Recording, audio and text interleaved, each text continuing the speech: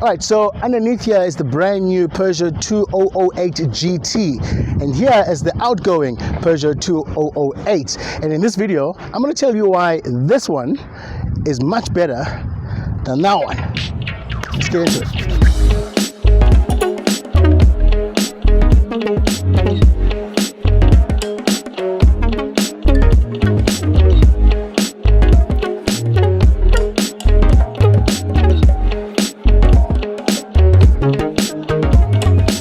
Alright, so welcome to the 6th episode of The Ride with Under. Listen, if you're new to the channel, please make sure you hit that subscribe button. Please make sure you leave us a comment, pass it on to your friends, give this video a thumbs up.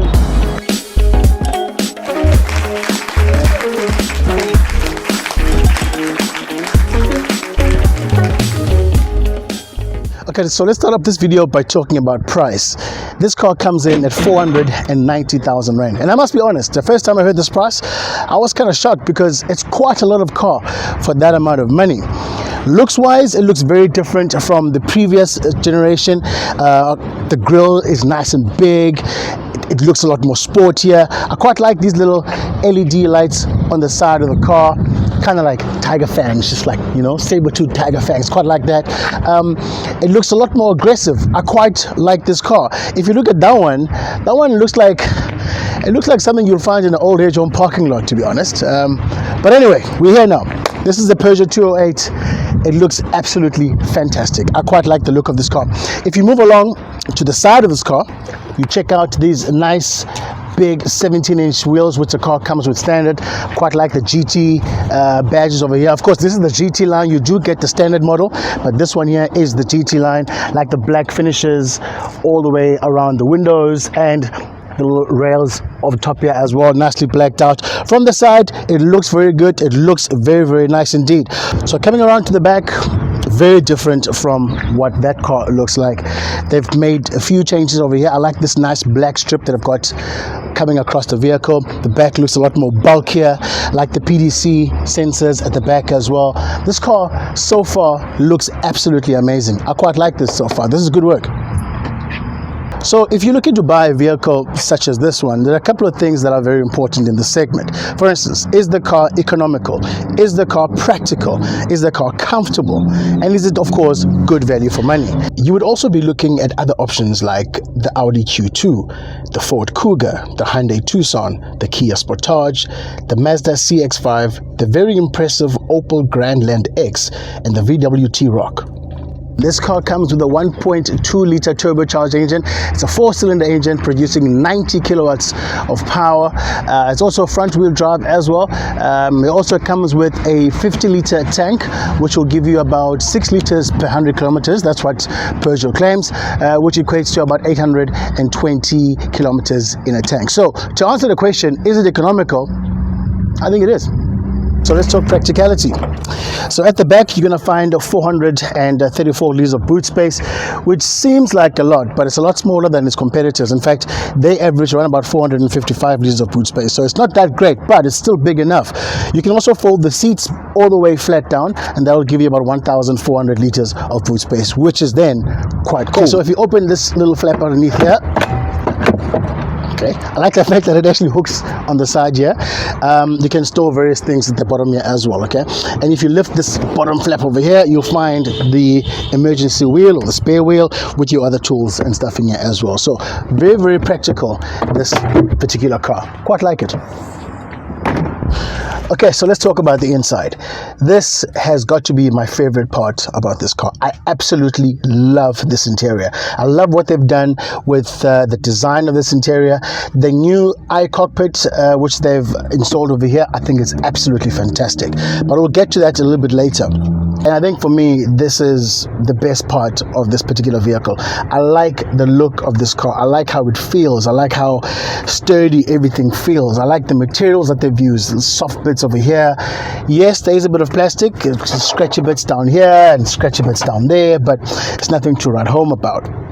What I also like here is the technology that they've introduced into this car. You've got your wireless charging pad that is in there, and you've got 2 USB ports over here, and you've got a 12-volt socket down here. It's automatic gearbox. You've got your electric park brake, which is down here, and you've got different drive modes over here. 2 cup holders, and some storage space down here as well. Everything is fully touchscreen. You got these buttons down here which you can use to control this interface, or you can just use your hands if you want to just control different things over here. If you want to choose your music, you can just press the little button over here, and there's your radio and your navigation, which shows up quite here as well. It's quite responsive, as you can see. Not too premium, but it's quite responsive. It's good enough. It's good enough. What they've done also is that they've introduced like a 3D type effects to this i-Cockpit system. Usually you'll find this kind of technology in cars that would have head-up display, but now this one is actually on the inside. Underneath here, I don't know if you guys can see it, but there's like a little screen that reflects the images down onto what you can see here as the driver, which is quite cool. And you can control various things in here by using dials on the steering wheel. You can do certain things like navigation and all kinds of things that you can do by simply moving this pad or this little scroll button up and down, which is quite cool. You can personalize it depending on who's driving the vehicle as well. I must say though, there is a bit of a negative in this particular car. The first thing you do when you get into a vehicle, you adjust your driving position because you want to be comfortable when you're driving this car. So I'm going to do that quickly by adjusting my steering wheel manually up here and down here as well. My seats. Cool. And now that I'm in my preferred driving position, I'm at my most comfortable right now, I cannot see what's happening over there. The steering wheel is like slap bang right in the middle. I can't really see what's happening. So the only thing I have to do now is readjust to make sure that I can see what's happening in the cluster. And if I do that, take some time.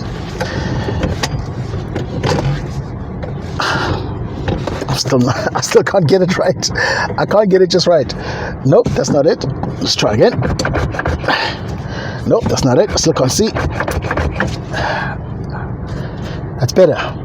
Now I can see, but the problem is that's not my driving position. So I'm not 100% comfortable.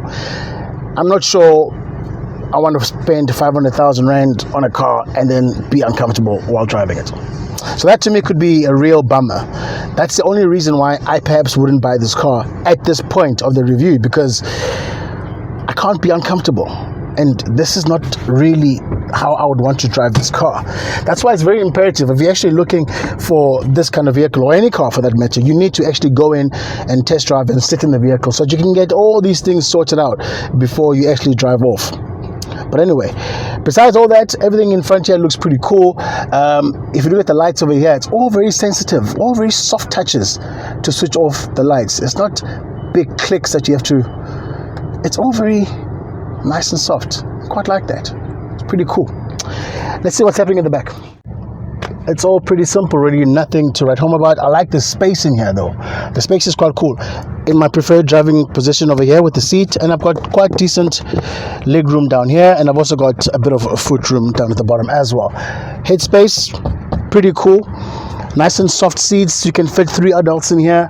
The middle part is also quite soft, which is very, very, very strange. Normally you'll find the middle seat pretty uncomfortable, but this is not too bad at all. It's actually quite comfortable. You also got your seat belts for passengers at the back, and you've got your ISOFIX child locks at the back here as well. Pretty simple, pretty cool. I like the little headrests with a nice little detail at the back. It's quite nice. These lights I'm really impressed with though. Just simple touches and it goes on. It's quite cool. I feel like I can do this all day, but I won't, because we're gonna run out of time. But anyway, it's time to drive this car.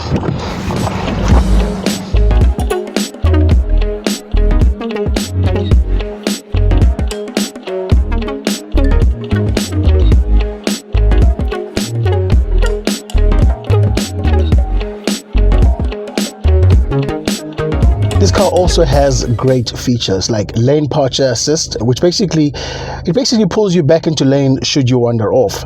It also has a warning sign on your mirror to warn you when cars are approaching from your blind spot. Overall, this car feels great. So I wouldn't go as far as to say this car is a road trip car though. I think it best performs in town. Its soft steering would make it easy to park. It also has a rear view camera and park distance control, so it'll make it easy for you to maneuver during traffic. This 4-cylinder engine is really nice and easy. It's got just enough power to keep you interested. The only problem with this car is that it's fighting against some really tough opposition.